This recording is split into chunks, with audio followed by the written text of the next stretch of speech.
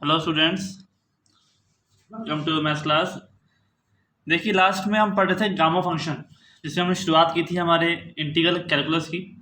और आज हम उसी से आगे चलते हुए बीटा फंक्शन पढ़ेंगे। ठीक है, गामा फंक्शन के बारे में हमने पढ़ा था कि जो उसका समाकल है उसकी लिमिट 0 से इन्फिनिटी होनी चाहिए, और एक्स की power n minus one and e की power minus x d x.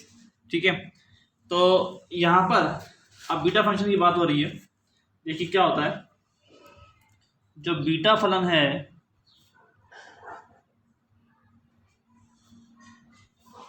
उसमें हम सिर्फ देखेंगे परिभाषा। ठीक है, m तथा n के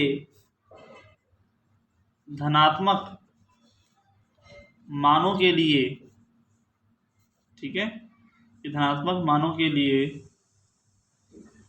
समाकल 0 से 1 एक्स की power m minus one, 1 minus X की पावर n माइनस वन को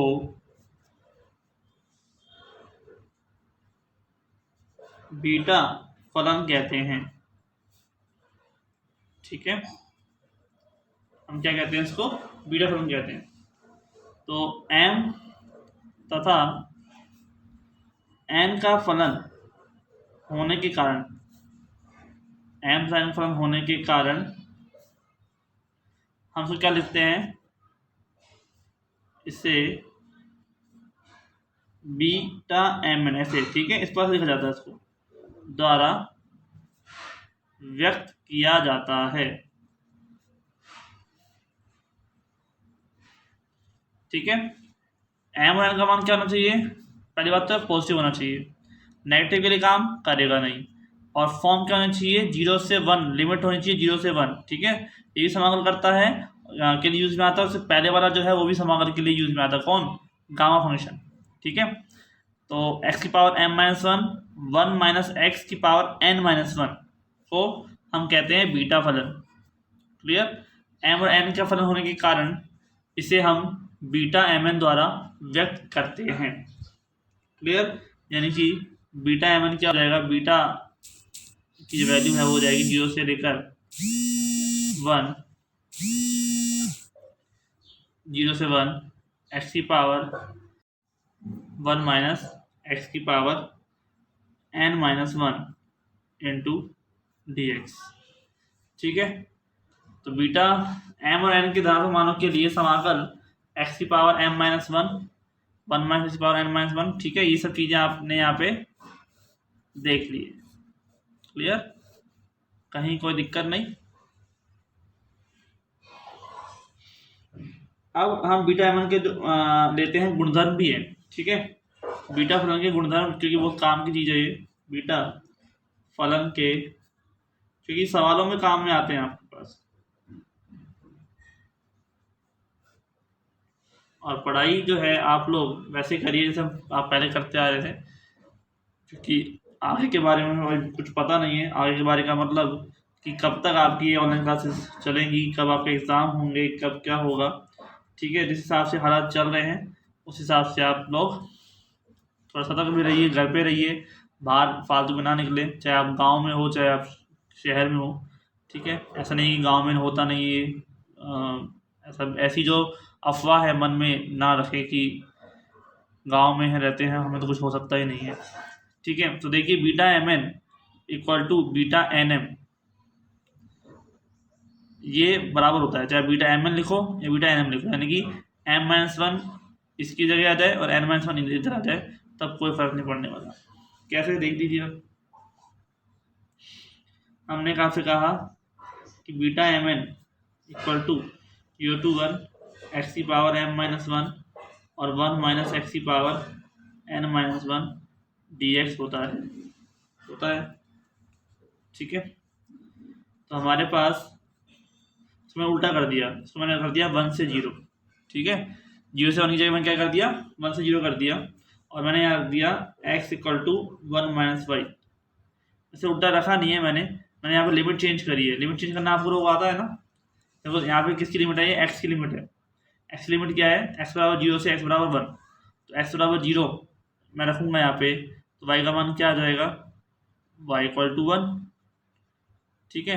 रखूँगा एक्स बराबर 1, तो वाई का मान क्या आ जाएगा, 1 इधर चला जाएगा तो 0 हो जाएगा।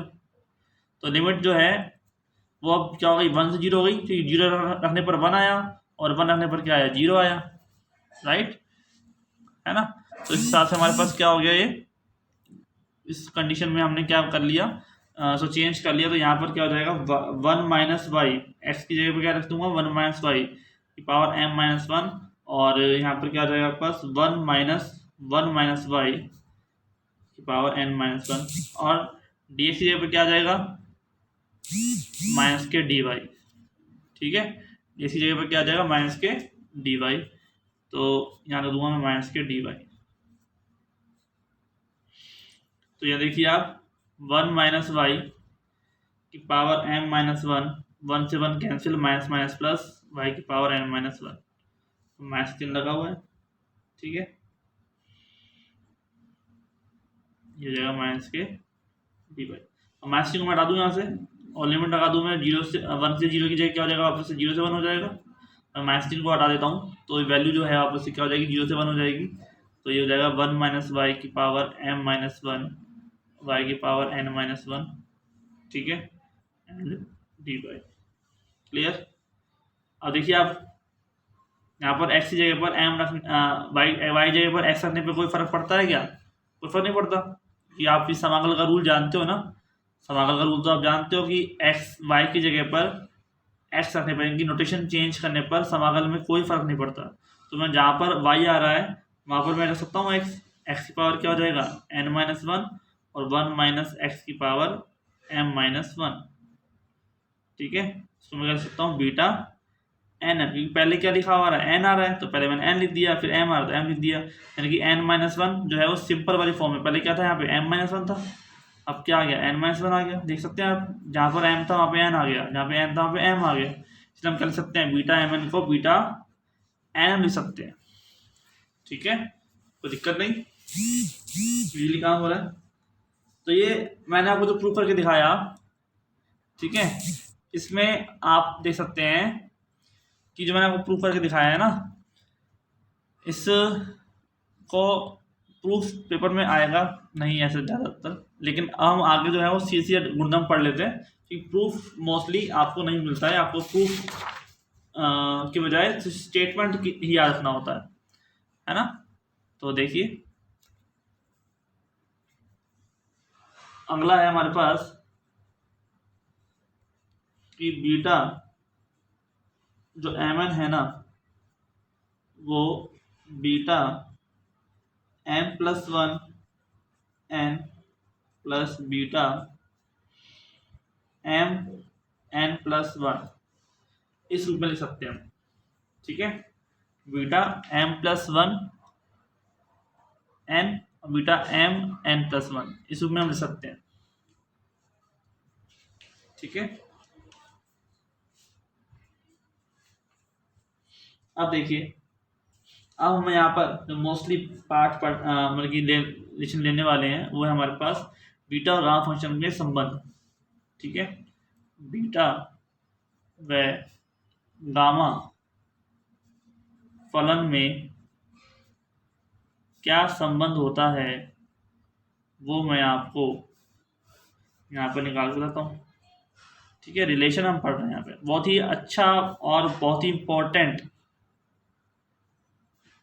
आर्टिकल है, और कहें तो इस पर बेस्ड क्वेश्चन आते हैं,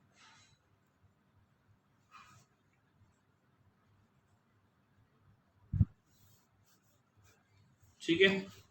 देखिए ध्यान से, क्या संबंध होता है कि जो बीटा एम एन अगर आपको दे रखा हो ना, तो आप उसकी जगह पर gamma M gamma N upon gamma M plus N लिख सकते हैं, ठीक है। अगर आपके पास बीटा एम एन हो, बीटा एम एन मतलब बीटा फंक्शन दे रखा हो और आपको गामा में बदलना है उसको, तो बीटा फंक्शन में से एम ले लो, एन ले लो, और यहाँ रख दो gamma M into gamma N upon gamma M plus N, ठीक है। तो ये आपका बन जाएगा रिलेशन, यानी कि आपने बीटा फंक्शन को गामा फंक्शन के अंदर रिलेट कर दिया, चेंज कर दिया, ठीक है, प्रूफ करने की जरूरत नहीं है। अब इन्हीं पर बेस सवाल भी आते हैं, सवालों को सॉल्व करने के लिए हम इसका काम में लेते हैं इसको। ठीक है, तो देखिए सवाल क्या होता है। अगर आपको सवाल इस प्रकार के हों, ठीक है, सवाल आपके पास इस प्रकार के हों कि 0 to π/2, देखिए अगर सवाल आपके पास इस प्रकार के हों तो आप कैसे सॉल्व करेंगे। 0 से π/2 होनी चाहिए लिमिट, ठीक है, साइन की पावर m थीटा कॉस की पावर n थीटा, ठीक है, डी थीटा, या फिर 0 से π/2, ठीक है, साइन की वैल्यू m n हो और कॉस की वैल्यू m हो, उससे कोई फर्क नहीं पड़ता। ठीक है, इस तरह का सवाल हो, लेकिन लिमिट जो है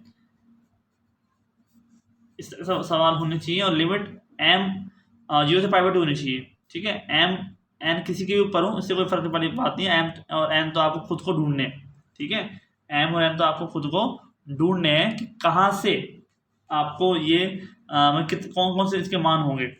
तब सवाल क्या होता है, देखिए आंसर क्या होता है आपका, sine m theta cos n theta D theta, ठीक है, तो जाता है 2 gamma m plus 1/2 gamma n plus 1/2 upon 2 gamma m plus n plus 2/2।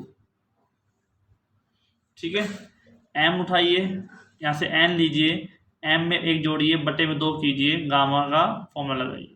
ठीक है, ऐसे सेम काम करने n प्लस 1/2 और नीचे आ जाएगा 2 gamma m plus n plus 2/2।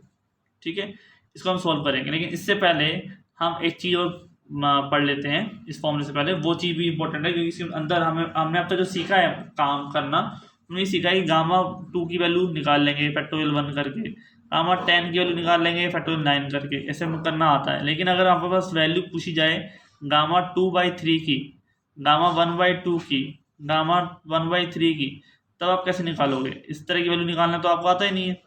ठीक है, क्योंकि आप फैक्टोरियल थोड़ा निकालोगे इसमें से एक कम करके, भाई सर जी इसमें से एक फैक्टोरियल कम कर दो तो फैक्टोरियल जो है माइनस के 1/2 का निकाल लो। ऐसा तो करते हैं कि 10 में से एक माइनस किया तो 9 हो गया, तो एक कम करके फैक्टोरियल निकाल लेते हैं इसका आंसर में। लेकिन अगर आपके पास ये वैल्यू दे दी जाए गामा 1/2 तो उसमें से एक कम करके थोड़ा निकालोगे फैक्टोरियल, इसका फैक्टोरियल निकालना तो आपको पता ही नहीं है।